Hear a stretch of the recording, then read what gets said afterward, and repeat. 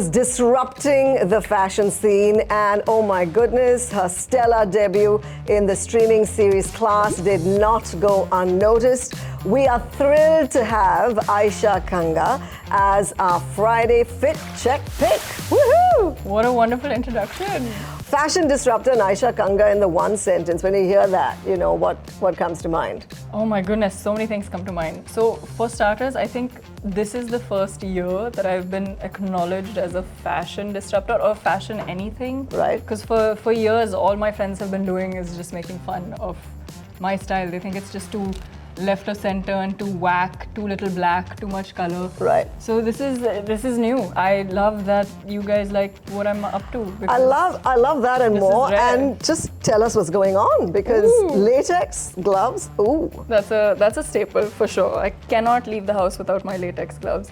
I've got boots. I have this cute outfit that drugstore cowboy sent me in a PR package. It comes with a little penis pouch. A penis pouch, we like that. A very exciting addition. I have places for all my nice little objects and things. It's right. Very handy. Very. I'm ready for a music festival, you know. I think so. What is in that pouch, though? Do you wanna? Looking at Fashion Week and all that's transpired around the world, and you've got like Rahul Mishra, and you've got Vaishali S, and all these Gaurav Gupta.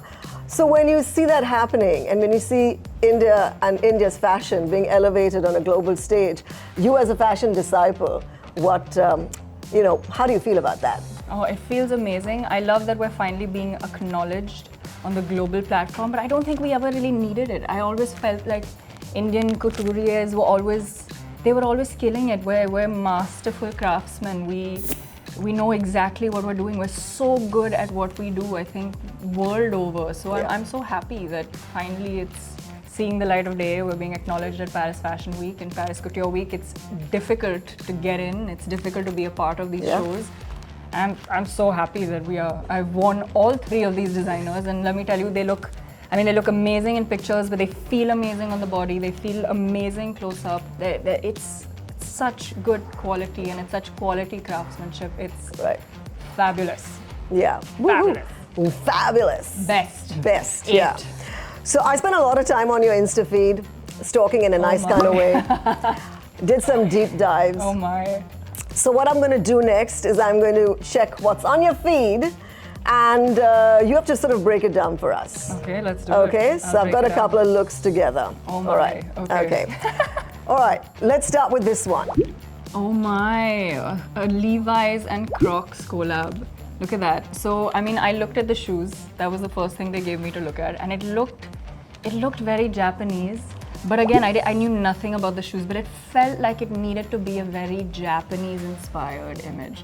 And so we found this sort of all-terrain looking astroturf ground, which was very needed for this, very produced. Yeah. And I had a very boyfriend fit on. I kind of looked like Jungkook from BTS, which I loved. I love this hairstyle. It hurts so bad. It's basically pulling my entire scalp off.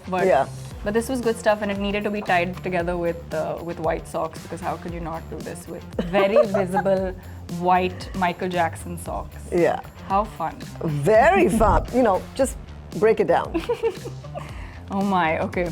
So this night could have almost been an extreme and utter disaster. This outfit almost never reached us. It was flying in from Delhi. It's by one of my favorite designers, Rimzim Dadu. It looks like a Sunday school teacher with Saturday night ideas. Yes. That is exactly what we were trying to do. Yeah. That is pretty much it.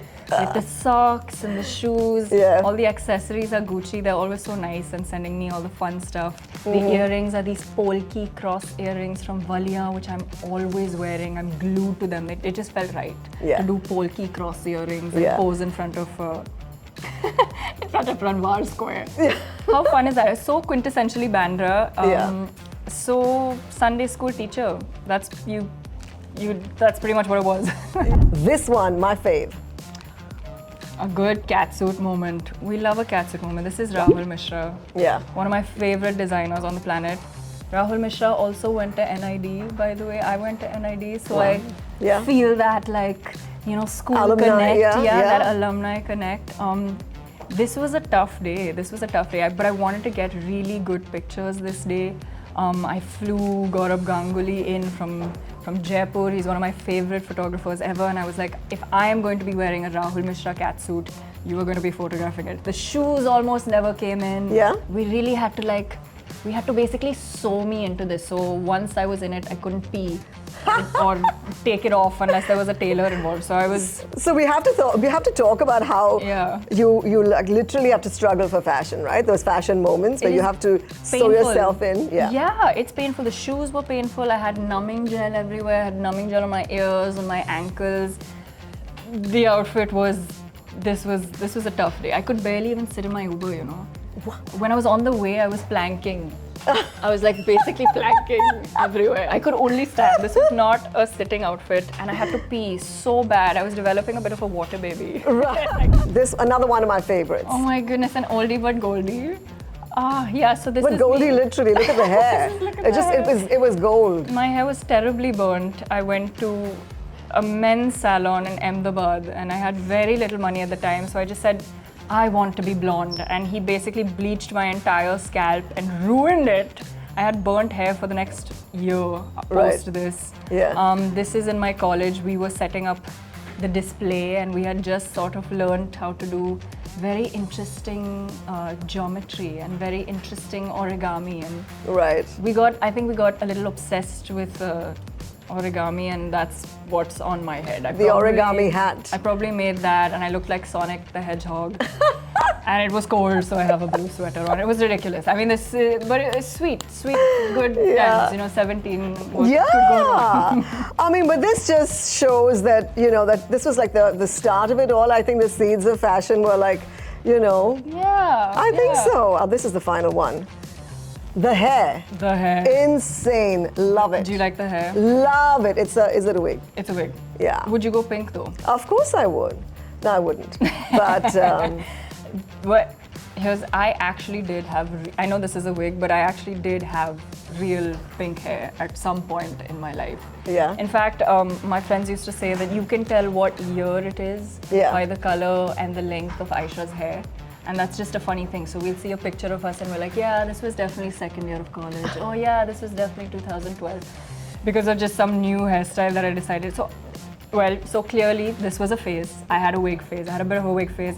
I either wore a blue or a pink wig everywhere. Everybody made fun of me, but I didn't care. Yeah, you carried it off though. And I had these ginormous glasses on, bigger than my face. This was a really good time. This was at my friend Shaina's house. We were clearly very drunk, but this was a great day, and I still have the wig. Now, I read this about your life. You said, I live my life in phrases of ultimate whack.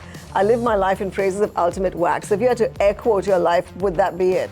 Would that statement fit? I do live my life in phases, and I do commit to each phase wholly. Yeah. I can tell. Wholeheartedly. Yeah. I'm in it to win it, So, and most of them are whack. I will look at pictures and think, why, Ayesha? Why? Why did you do that? And so ultimate whack and phases, it sounds like me. So speaking of the phase of like, say, acting, when you kind of wheedle your way into that audition and you manage to get, to play Yashika in class, what was the most memorable takeaway from that whole experience, one that will stay with you forever? I've always nitpicked things to death. I am extremely, I try to do things as perfectly as possible. It's impossible almost. And I'm just obsessed with detail, and I look at 2 errors and it pisses me off. And so I think I have some next level OCD when it comes to creativity. And I think that we were working with the director, Osham Ahluwalia, and I think he shared that exact same sentiment for OCD and nitpicking things to death. Yeah. And so I think my takeaway was that, hey, I can live like this.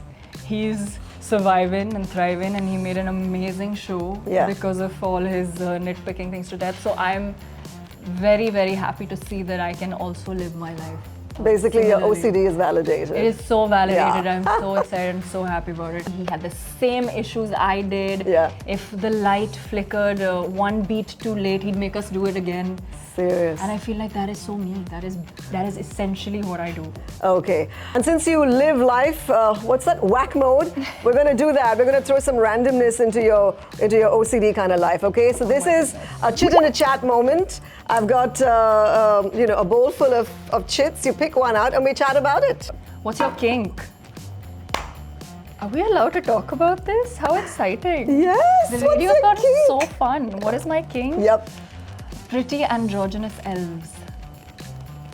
Beautiful porcelain K-pop boys. Oh, Yeah. right. So, almost a wrap up for this episode. We're going to sign out, but you have to give us your an Ayesha Kanga pose as we wrap up. The best thing to do, I find, is to just look evil and mean. And you have to raise your eyebrow ever so slightly. Well, I can't do that. It kind of lifts your face. It gives you a snatch. Right.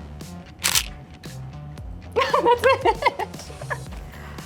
We're going to be seeing you soon. It's our Friday Fit Check with Ayesha Kanga. Let's say our woohoo, everyone. Thank you. This was fun. 94.3 Radio 1.